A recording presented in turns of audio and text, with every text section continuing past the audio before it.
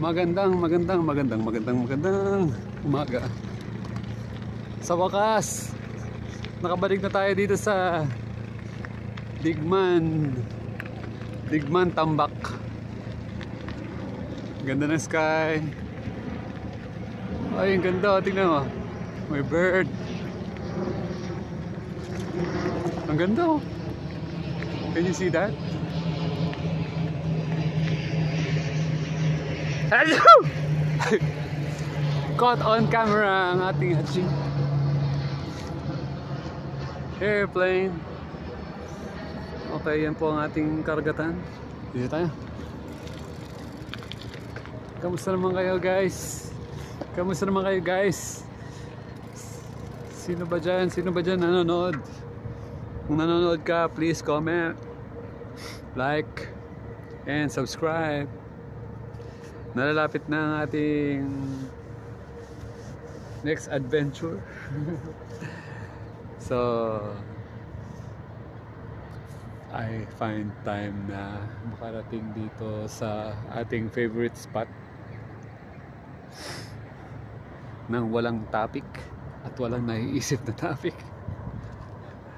Okay, mag-walking kaya tayo. Okay, pakita ko sa inyo ang ating current bike. Yan. Yan po ang bike po natin. Ginagamit na po natin yan ng 5 years. Sulit na po. Ang computation ko dyan, siguro nagastos ko dyan mga malaki na yung 20,000. So 20,000 total yun, lahat na nagastos ko dyan. May mga nasira na rin dyan, meron na rin dyang napalitan, halos napalitan na po lahat dyan. Yun nga ang computation ko, mga nasa malaki na yung 20k, sagad na yun. Tapos ginamit ko siya ng 5 taon. So 5 taon is 5 years, kasi binili ko yan ng August. Oo nga, no? Thankful ako sa bike na to. 5 years ko na siyang gamit. 20k ang nagastos ko. So kung kukumputin mo, kasama na yung mga nagpalit ako ng gulong dyan 2 beses. Parang yung una. Mga 4 na beses ko na napalitan yung gulong. So this vlog is dedicated sa aking bike. Na mantagal ko nang nagagamit. 5 years na. Kung kukumputin mo, 20,000 divided by 5. Mga 4,000 per year. 4,000 divided by 365. Diba? Ang mura-mura lang ang ating budget. Magkano po ang natipid natin? Nakatipid po tayo ng 5 years ng commute. Kasi po mula nung ginamit po natin yan ng 2020, hindi na po tayo birang-bira ng commute. Kumbaga siguro, naalala ko pa nung nagmahal yung pamasahe. Parang talagang ramdam ko yung nag-change ng pamasahe kasi nga ang tagal kong hindi nakapag-commute. Ngayon kasi 13 na, di ba? Kailan ba yung 7 ba? 7 pa lang ba ang pamasahe nung 2020? Sige nga, comment nyo nga, hindi ko na maalala eh. And saan na po nakarating ang bike na to? Nakarating na siya sa Benguet. Yung sa taas ng Baguio. Nakarating na rin to ng Naga, Camarines Sur. Shout out sa aking mga ka-friends doon. Kasama ko sa Bicol, si Tin, si Ichi. So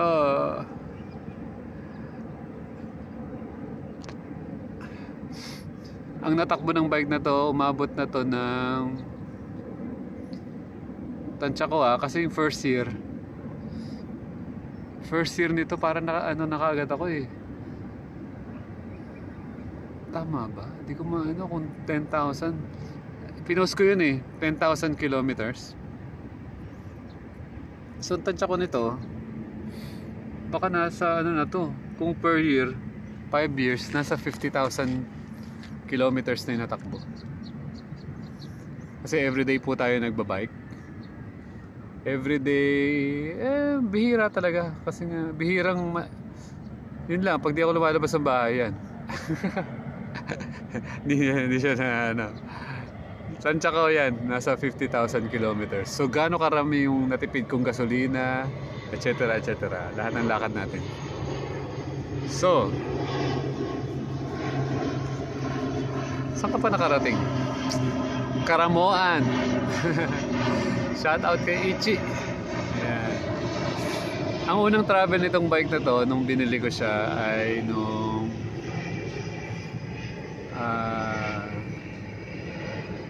tawag dyan?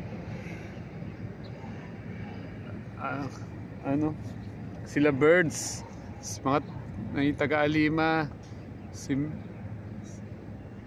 Dabilan, yung unang ride dyan. malapit lang, Dabilan. Yan.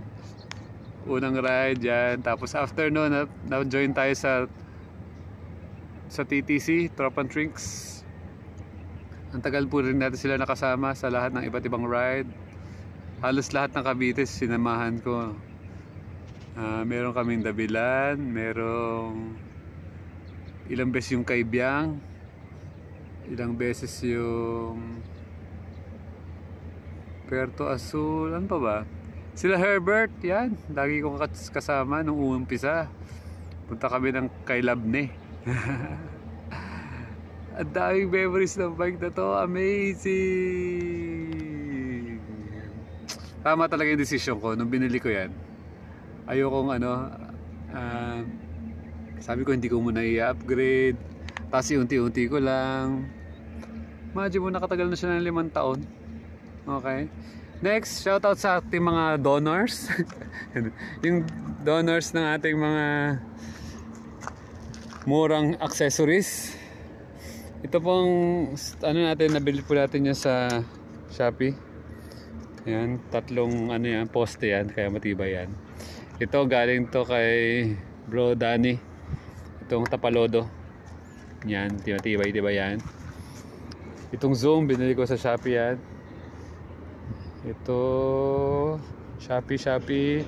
Itong loop bar, bigay sa atin yan ni Bro Jerry. Binigay sa atin ng sobrang mura.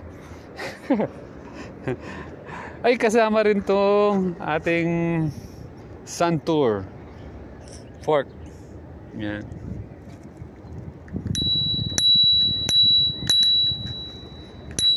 So meron siyang buhay sakto. Meron tayong lagyanan by back gear. Dito po na lagyanan ng ating 1 liter na aqua flask.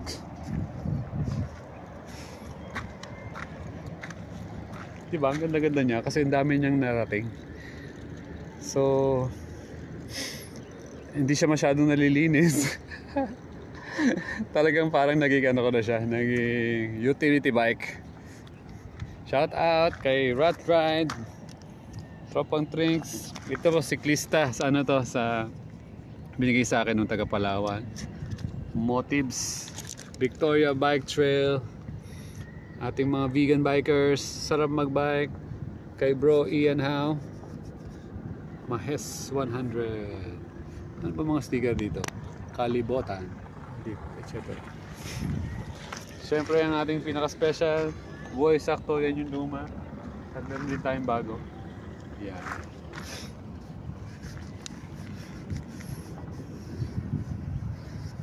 Buhay sakto, yan po ang pinaka-main sticker natin ngayon. Ang pinopromote natin, syempre, alam nyo na, maging malaya, masaya at payapang buhay. Paano mangyayari yan? Maraming paraan. Pero isang napakagandang paraan is bumili kayo ng bike. Mapapayapa ang inyong utak.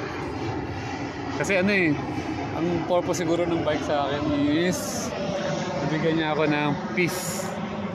Bakit? Kasi tuwing nagbabiyahe ka, mag-isa ka lang, di ba? Dahil mag-isa ka ngayon, ewan ko ba, meron kasi moment na parang isang maganda, meron kang kasama sa buhay. Pero merong moment din na kailangan mo maging mapag-isa. At napag-isa ako dahil sa bike na to. Bakit? Eh syempre, mag-isa ka lang. Habang pumapadyak ka, ang dami pumapasok sa isip mo. Nakakapag-contemplate ka ng mga pangyayari sa buhay mo. Nabuhay ka na ng 45 years. So kung i-divide mo sa 15 years, nakatatlong 15 years ka na sa buhay. So ano na nangyari? So nakakontemplate ko yung nangyayari sa akin. So ina-analyze ko kung ano ba, well-lived na ba ang aking life? Ay, may re-recommend ako sa inyo. Kakapanood ko lang 3 days ago. Ilista nyo to, ilista nyo ha. Life of Chuck. Yan. Napakagandang movie. Wala akong sasabihing detalye. I-search nyo lang. Life of Chuck. Ibig sabihin, pag pinanood nyo yan, ibig sabihin narinig nyo sa akin ha. Ang ganda-ganda. Ang ganda niya talaga. Gusto ko talaga yung mga ganong klase ng movie. Kasi pag nanonood ako ng movie, talagang mapili ako. Hindi ko basta-basta pinapanood pag hindi siya yun. So gusto ko meron akong ma-extract na lesson. Ayoko yung puro entertainment lang. Yun yung mga palabas na papanoorin ko di ba napanood ko na. Papanoorin ko pa ulit yun ng mga 10 times pa para makuha ko pa ibang lesson. Thank you for watching. I love you all. Lagi lang po tayong buhay sakto, maging malaya, masaya at payapa ang inyong mga buhay. I love you all. See you sa aking next adventure. Paalam.